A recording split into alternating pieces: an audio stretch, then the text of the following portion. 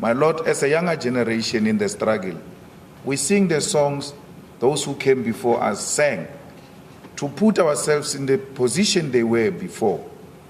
And like we said, our songs are not in any way meant to engage in any literal engagement. They are songs for that purpose of the revolution, not to attack anyone. My Lord, from the times of Shaka Zulu until today, I've never heard that black people were given instruction to attack through song. I'm still to wait for example where the masses of our people were given an instruction through song to go and attack. My Lord, the EFF was formed in 2013. This song was sang way before the formation of the EFF. And to say people are being killed because of an EFF song, as if this is in the founding manifesto of the EFF, it's bizarre. It's the claim, this is the interesting thing that you do, because you try and create straw man. You say, it's not our song. We didn't write this song. Peter McCarver sang this song. But you sing it now. Yes. You have embraced this song. It's part of your But you call it EFF song. Is it not an EFF song? It's a struggle song. Is it a song sung by the EFF? My Lord, the EFF cannot expropriate this song without compensation. It belongs to the struggle. It's a struggle song.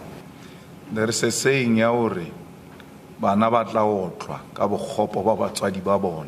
when you steal a car and you pass over the car to the stolen car to your children, it makes that child a criminal as well, because it's in possession of stolen goods.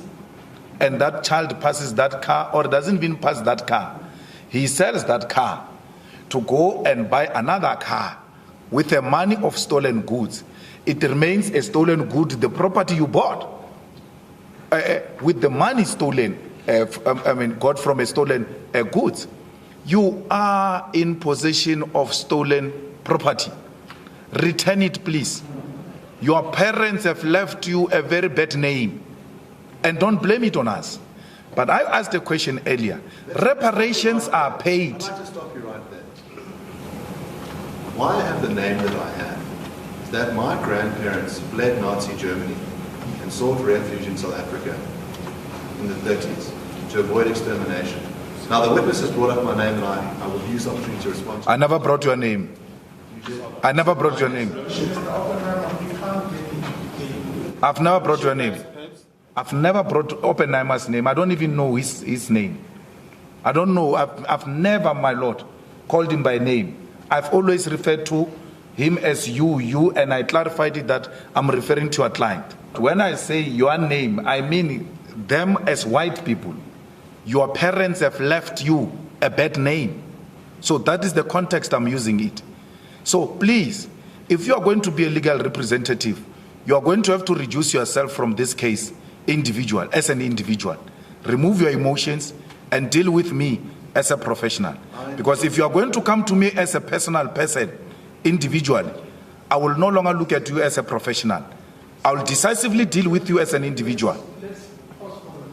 I'm going to be president of this country, whether you like it or not. And I will preside over the affairs of this country, including presiding over you. I think you must start adjusting to that reality.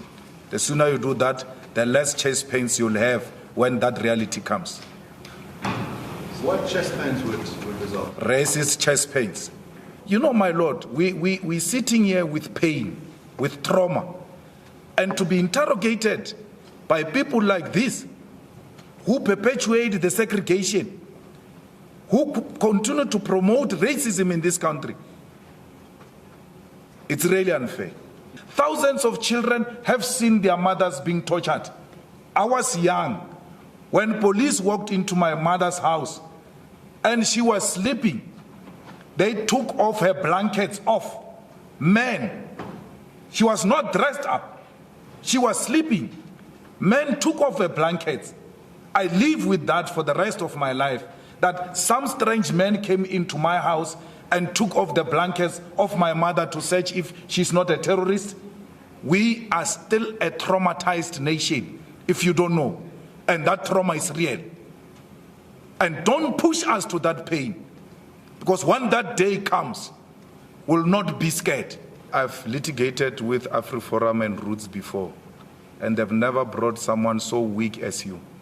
I think they've done the worst disservice to themselves. Let me tell you, every time we say white settlers, white people, white settlers in South Africa, it is in that context. So why would an American who came yesterday, my lord, be a settler? We're talking here about white settlers. Why would a Russian who came yesterday be a settler? You understand very well the context within which we say all white people are racist. It is in relation to the struggle of liberation in South Africa against apartheid system that benefited all white people. So who is a white settler?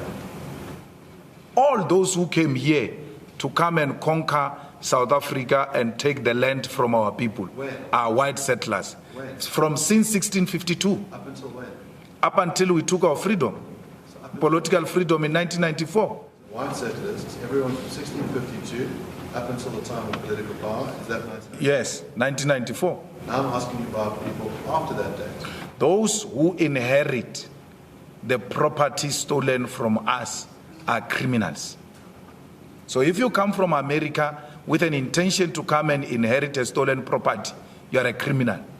If it was the case that just one person was going to be influenced to murder someone after hearing you chant, kill the farmer, kill the boer.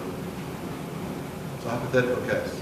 If someone was to be influenced in that way, would that be a reason for you not to sentence someone? No, not at all. Anyone who engages in the killing of anyone because of my chant will not be influenced by my chant. That person will be driven by criminal mentality. It's an act of crime because my chant is not a command. It's exactly what it is. If I were to give that command, I will give it openly, unashamedly, without hiding my face. So there is no anyone who claims that he got a command through a song. That person will be acting out of their own sheer criminality and not because they've got a political motive. You are a bad lawyer, Shem. It goes without saying. You are a bad lawyer.